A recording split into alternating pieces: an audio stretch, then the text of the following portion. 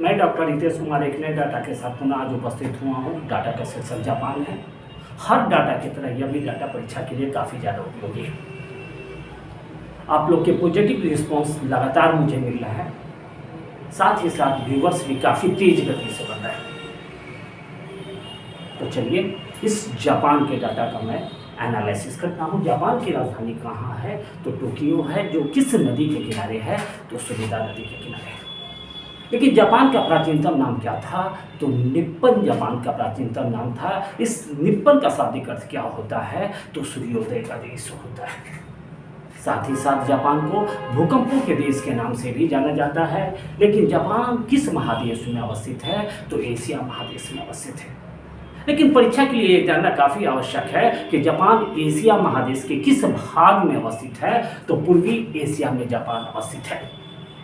कभी कभी परीक्षा में ये प्रश्न आते हैं, जापान किस महासागर के से घिरा हुआ है, या जापान नामक देश किस महासागर में अवस्थित है? तो प्रशांत महासागर में अवस्थित है। क्षेत्रफल और आबादी की दृष्टि से यदि देखा जाए तो जापान का सबसे बड़ा द्वीप कौन है? तो होन्शु द्वीप है। साथ ही साथ द्वीपों को यदि हम श्रेणीबद्ध करने का प्रयास करते हैं तो जापान का दूसरा सबसे बड़ा द्वीप कौन है? तो होक्काइडो द्वीप है। तीसरा सबसे बड़ा द्वीप कौन है? तो क्यूशू द्वीप है। और क्षेत्रफल की दृष्टि से चौथा सबसे बड़ा द्वीप कौन है? तो शिकोकु द्वीप जो है वो क्षेत्रफल की दृष्टि से चौथा है। लेकिन उसके आगे का जो पॉइंट है वो परीक्षा के लिए हाईली इंपॉर्टेंट है। विशेषकर जो आगामी रेलवे का एग्जाम होगा उसमें इससे जरूर प्रश्न रहेंगे, इसलिए इस पॉइंट को काफ़ी अच्छी तरह से तैयार कर लेंगे। होन्शु द्वीप जो जापान का सबसे बड़ा द्वीप है, उस द्वीप पे कौन कौन से शहर अवस्थित हैं? तो टोक्यो शहर, नागोया शहर, क्योटो शहर, ओसाका शहर के साथ साथ हिरोशिमा शहर जो है वो होन्शु द्वीप पर अवस्थित है। लेकिन क्यूशू द्वीप पर कौन सा प्रमुख शहर अवस्थित है? तो नागासाकी नामक शहर जो है वो किस द्वीप पर अवस्थित है?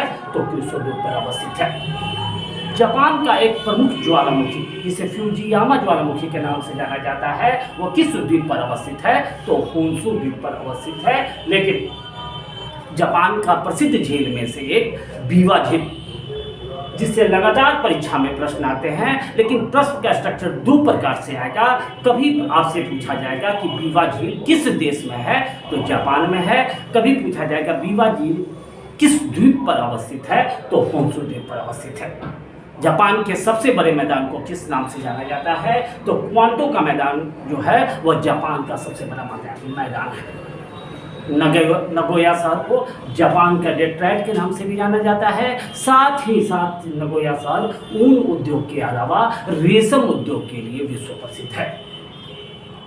जापान का मैनचेस्टर किस शहर को कहा जाता है? तो ओसाका को कहा जाता है। यह मैनचेस्टर शहर किस देश में है? तो इंग्लैंड में है, जो सूती वस्त्र के लिए प्रसिद्ध है।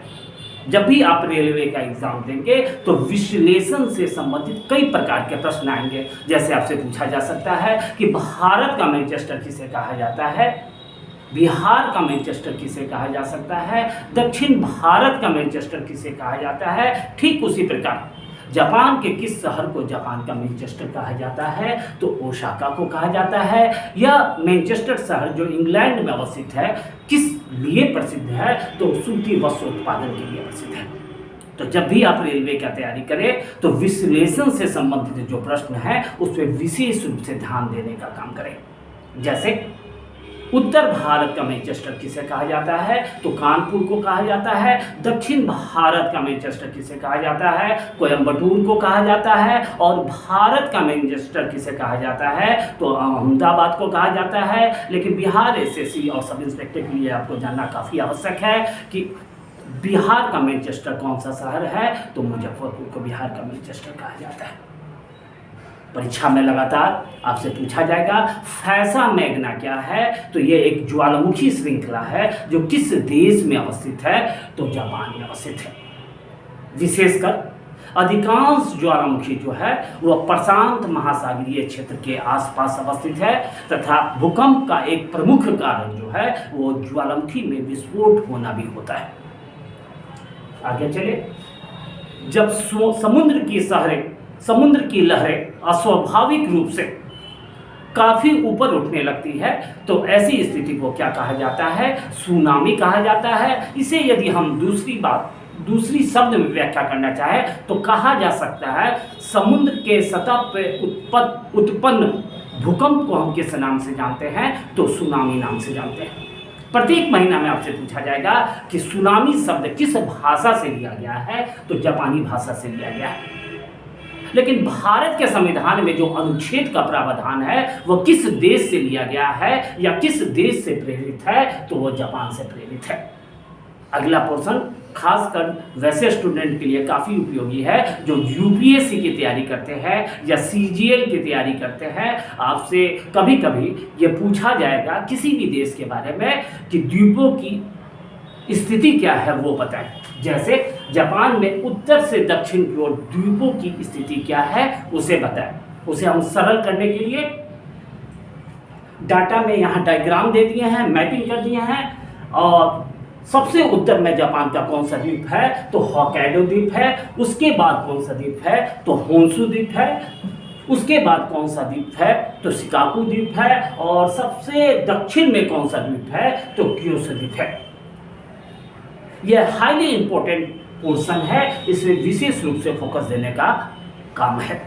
आगे चलिए, परीक्षा में आपसे लगातार पूछा जाएगा होक्काइडो द्वीप और सकलीन द्वीप को अलग करने वाली जल राशि, जल संधि को हम किस नाम से जानते हैं? तो ला पेरिस जल संधि के नाम से जानते हैं। वैसे लड़का जो सिर्फ रटने का काम करते हैं, समझने का पर फोकस नहीं करते हैं, उन्हें याद करने में घाटा होगा, क्योंकि होक्काइडो द्वीप और सकलीन द्वीप को अलग करने वाली जल राशि को ला पेरिस जल संधि के अलावा सोया जल संधि के नाम से भी जाना जाता है। कोरिया को क्यूशू द्वीप से अलग करने वाले जल संधि को हम किस नाम से जानते हैं? तो सुशीमा जल संधि के नाम से जानते हैं। और होक्काइडो को होन्शु द्वीप से अलग करने वाली जल संधि को हम किस नाम से जानते हैं? तो मत्स्यकार जल संधि के नाम से जानते हैं। अगला पॉइंट परीक्षा के लिए हाईली इंपॉर्टेंट है, आने वाले बीपीएससी और सब इंस्पेक्टर में इससे प्रश्न आने की संभावना काफ़ी ज़्यादा है। जैसे विश्व में पहला परमाणु बम, या यूँ समझे विश्व के किस देश में सबसे पहले परमाणु बम गिराया गया? तो जापान पे गिराया गया। लेकिन जापान के किन दो शहरों पे गिराया गया? तो हिरोशिमा और नागासाकी पे गिराया गया।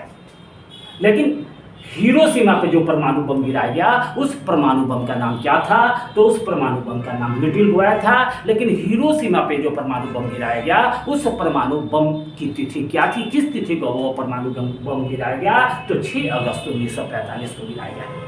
ठीक उसी प्रकार नागासाकी में जो परमाणु बम गिराया गया वो परमाणु बम कब गिराया गया? तो वो परमाणु बम आपको 9 अगस्त 1945 को गिराया गया।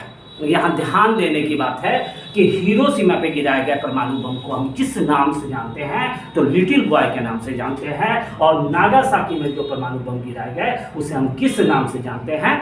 तो उसे हम फैट मैन के नाम से जानते हैं। ऐसे प्रश्न परीक्षा में लगातार आएगा। लेकिन किस घटना से क्रोधित होकर अमेरिका के द्वारा जापान पे परमाणु बम गिराया गया? तो पर्ल हार्बर नामक द्वीप पर अमेरिका का नौसैनिक बेड़ा हुआ करता था, जिस पर अचानक ही जापान के द्वारा हमला कर दिया गया, बम्बार्डिंग कर दिया गया, जिससे नाराज होकर अमेरिका ने हिरोशिमा और नागासाकी पर परमाणु बम गिराया।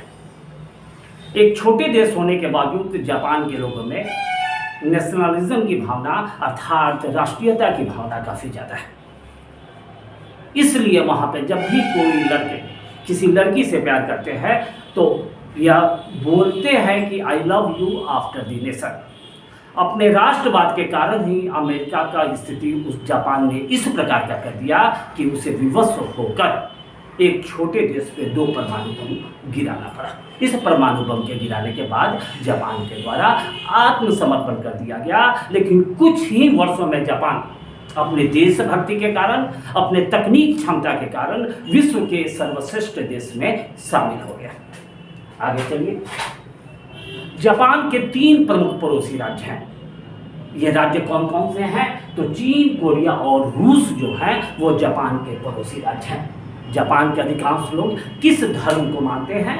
तो बौद्ध धर्म को मानते हैं। विशेषकर बौद्ध धर्म की महायान शाखा जो है वो जापान में काफ़ी ज़्यादा लोकप्रिय है।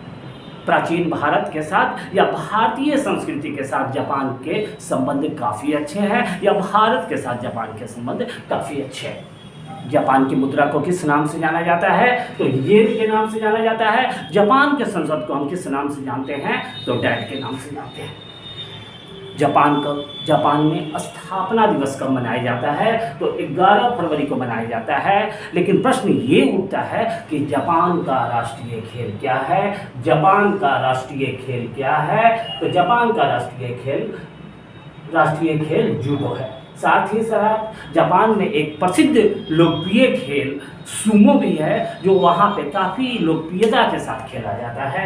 लेकिन जापान में कुल द्वीपों की संख्या कितनी है? तो 6800 द्वीप जापान में है। इन्हीं द्वीपों के समूह से एक देश का निर्माण हुआ जिसे हम जापान के नाम से जानते हैं। जापान नामक देश में राज्यों की संख्या कितनी है? तो 47, अर्थात 47 राज्य जापान में अवस्थित हैं। लेकिन जापान का प्रवेश द्वार किस हवाई अड्डा अर्थात किस एयरपोर्ट को कहा जाता है? तो नरीला इंटरनेशनल एयरपोर्ट को जापान का प्रवेश द्वार कहा जाता है। जापान एक प्राचीनतम देश है, फलतः हम कह सकते हैं कि वहाँ पे कई वंशों के द्वारा शासन किया गया। जब आप यूपीएससी की तैयारी करेंगे, पीसीएस की तैयारी करेंगे, तो इस 3 पोर्शन से आपको परीक्षा में लगातार प्रश्न आएंगे। जापान में जो सम्राट थे वो 3 वंशजों के सम्राटों के द्वारा वहाँ शासन किया गया। मीजो सम्राट के द्वारा वहाँ शासन कब से कब किया गया? तो 1868 से लेकर 1912 तक किया गया। लेकिन ताइसो सम्राट के द्वारा जापान में शासन कितने वर्षों तक किया गया? तो 1912 से लेकर 1926 तक किया गया। सुवा सम्राट के द्वारा जापान में शासन कब से कब किया गया? तो 1926 से लेकर 1947 तक किया गया। लेकिन जापान की राजधानी टोक्यो किस वर्ष जापान की औपचारिक राजधानी बनी? तो 1869 में जापान की औपचारिक राजधानी किस शहर को बनाया गया? तो टोक्यो को बनाया गया। अगला पोर्शन हाईली इंपॉर्टेंट है। कभी कभी परीक्षा में वर्ष पूछा जाएगा आपसे, और कभी कभी डिजिट में पूछा जाएगा कि कितने बार हुआ। 1 2 3 4 करके ऐसे पूछा जाएगा। तो जापान में ओलंपिक खेल का आयोजन कितने बार हुआ? तो 4 बार हुआ। कितने बार हुआ? तो 4 बार हुआ। लेकिन प्रश्न ये उठता है कि जापान में ओलंपिक खेल किस किस वर्ष हुआ? तो पहली बार जापान में ओलंपिक खेल 1964, तो दूसरी बार 1972, तीसरी बार 1998 और चौथी बार 2020 में हुआ। तो परीक्षा के लिए आपको किस पे फोकस करना है? तो 2020 को करना है। 2020 में जो ओलंपिक हुआ वह कहाँ हुआ? तो उसे हम टोक्यो ओलंपिक के नाम से जानते हैं।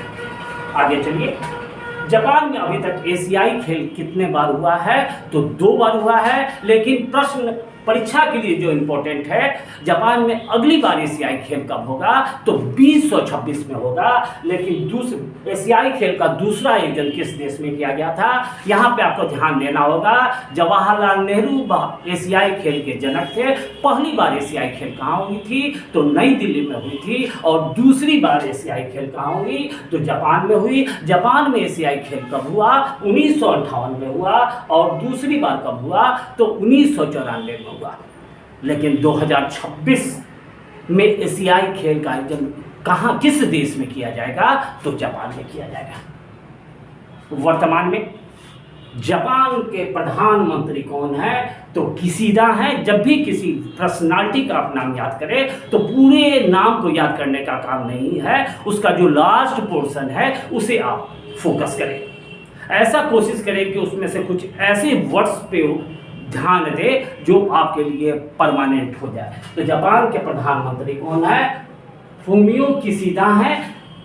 ये किस पार्टी से संबंधित है? तो एलडीपी से संबंधित है। प्रश्न ये उठता है एलडीपी का पूरा नाम क्या है? तो लिबरल डेमोक्रेटिक पार्टी जो है वह एलडीपी का पूरा नाम है। लेकिन वर्तमान में जापान के राजा कौन है?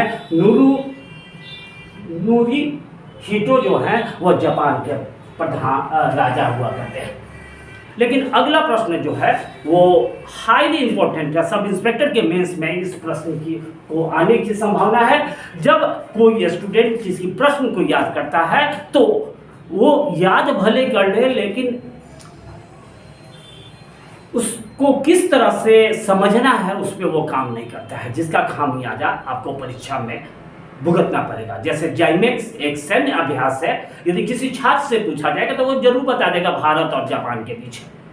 लेकिन जाइमेक्स नामक सैन्य अभ्यास किन किन क्षेत्रों में व किन किन सेना के द्वारा यह सैन्य अभ्यास जाइमेक्स सैन्य अभ्यास किया गया था, तो थल सेना, वायु सेना और जल सेना, इन तीनों का संयुक्त अभ्यास, अब सैन्य अभ्यास जो भारत और जापान के साथ हुआ था, उसे हम किस नाम से जानते हैं? जाइमेक्स 2021 के नाम से जानते हैं।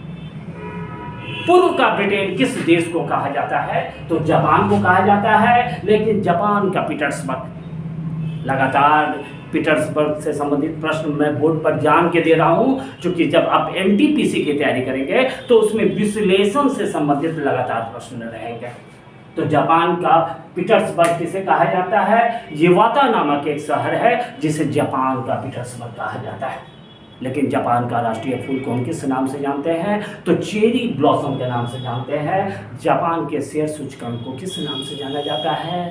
तो निक्की के नाम से जाना जाता है। विश्व का सर्वाधिक प्राचीनतम गणतंत्र किस देश में था? तो जापान में था। लेकिन अगला प्रश्न बीपीएससी के लिए मैंने दिया हूँ कि आज़ाद हिंद फौज की स्थापना किस देश में की गई थी? तो जापान में की गई थी। कब की गई थी? 1942 में की गई थी। किसके द्वारा की गई थी? तो रास बिहारी बोस के द्वारा की गई थी। जापान में पौधा को की वृद्धि को रोककर पौधे के आकार को छोटे करने की एक कला होती है। इस कला को किस नाम से जाना जाता है? तो बोनसाई पौधे के नाम से जाना जाता है। विश्व में सर्वाधिक व्हेल मछली का उत्पादन किस देश के द्वारा होता है? जापान के द्वारा होता है। यहाँ आपको समझना पड़ेगा कि इस व्हेल मछली का जो तेल होता है उसके मार्केट पर जापान का एक अधिकार है, जिसकी कीमत काफ़ी ज़्यादा है। ये जापान का डाटा है, इसे ध्यानपूर्वक पढ़ें, शेयर करें, कमेंट करें और सब्सक्राइब करें। इस प्रकार के डाटा आपको जल्दी उपलब्ध नहीं होंगे, लेकिन जाते जाते ना थके कभी पैर, ना कभी हिम्मत हारी है, ना थके कभी पैर, ना कभी हिम्मत हारी है। हौसला है जिंदगी में कुछ कर दिखाने का, हौसला है जिंदगी में कुछ कर दिखाने का, इसलिए अभी सफ़र जारी है। आज के लिए बस इतना ही। स्वस्थ रहें, व्यस्त रहें, कम पढ़ें लेकिन मन से पढ़ें।